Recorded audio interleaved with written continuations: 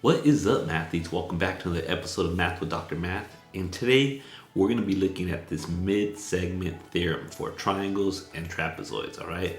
So I had some of my mathletes that I was tutoring working on this, and I was like, you know what? I bet you there's some mathletes out there that could use some help on this too. All right, so that's not too bad if you know the properties. So let's talk about the properties. Instead of writing down the rules, let me just explain them to you in English so that they make sense. All right. So whenever you have a mid segment right here, and so what's going to happen is this mid segment. How do you know it's a mid segment? Well, notice when they tell you that this length and this length are equal, and this length and this length are equal. So this guy right here, right, cuts that triangle so that these lengths are equal to one another, all right? And so make sure that they have the indications here, the little tick marks, so that you know that they're equal. And when you see that, all right, the rule's really easy. This length right here is just half of this length, and it's that easy. So if this is 9, remember we said this line segment, RS, is gonna be half, in this case, of CE. So CE there would just be 18. So we just multiply it by 2 because it's half. All right. So this is using the mid segment theorem for triangles. And once again, we could use it again because this side is equal, this length is equal to this length, and this length right here is equal to this length.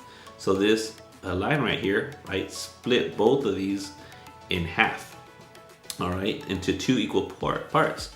So if this is my long side here, then my shorter side, according to this theorem, is just half of this. So we know that this side here is 4. And actually, let me zoom in here. Actually, I'll just do some zoom magic on my editor here. All right, so are we good so far? Perfect.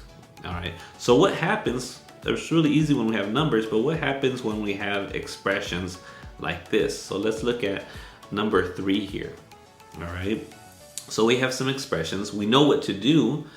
So we know this longer length, I'll call it 3x plus 3, is gonna be twice as long as x plus 5, right? Because it's gonna take 2 of these to equal this length, right? Because this is half of this length.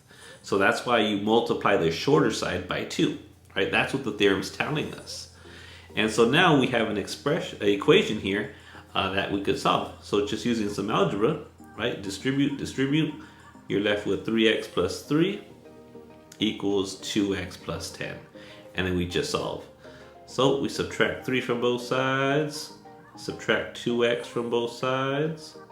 And again, I'm just doing everything in one shot. So I'm gonna move all my x's to the left and then all the numbers to the right, right? So these cancel out.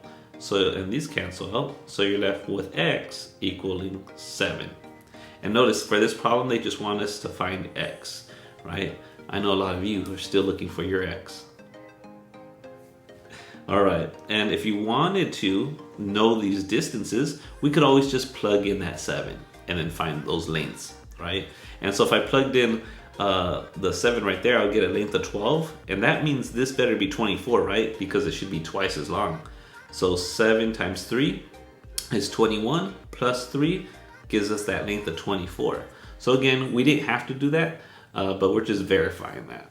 All right, so what we want you to do is comment down below, what do you get, right? What did you get for number 4? So we want you to try number 4. Comment down below with your answer. All right, so let's now go to the mid segment of these trapezoids. And what's awesome is our rules are pretty similar. All right, except what we're gonna do according to our rule is, here's what you do for the trapezoid. If you want this mid segment here, right? If you want this mid segment of the trapezoid, what you're gonna do is add up the 2 lengths that they give you, the top length and the bottom length, the shortest length and the longest length. You add them up and then you take half of it. That easy. So we're gonna take 13 plus 15, and then whatever that is, you're gonna divide it by 2. So you get 28 divided by 2, which gives us this length of 14 right there. Oh, and I apologize. that's a 25 right there. So I was like, wait a minute, how's that 14? So a good math tip, I'm just gonna leave this mistake on there so you could see how easy it is to make a mistake if you don't copy down the problem correctly. So let me fix it down here. So it's 13 plus 25 divided by 2.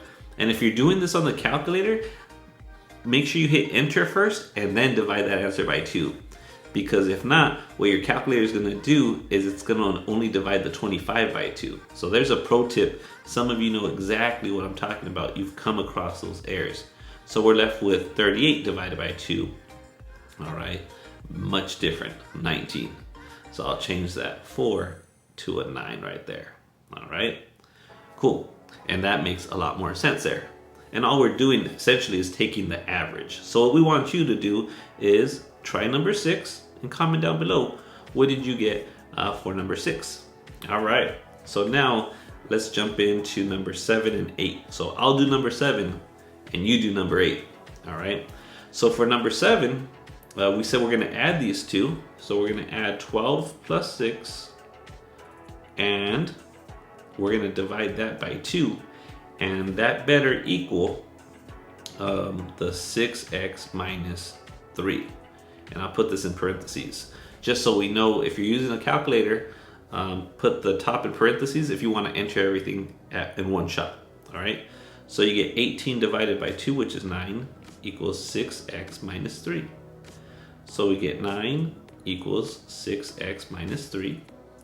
Add 3 to both sides, right? Plus 3, and you get 6x equals 12. After you add 3, right? You're gonna plus 3 to both sides. So if you get 12 equals 6x, divide both sides by 6, and you're gonna get x equaling 2, right? And again, they want us to solve for x. If they wanted you to actually plug it in, they would tell you find the length, right? They'll say find the length of line segment DC.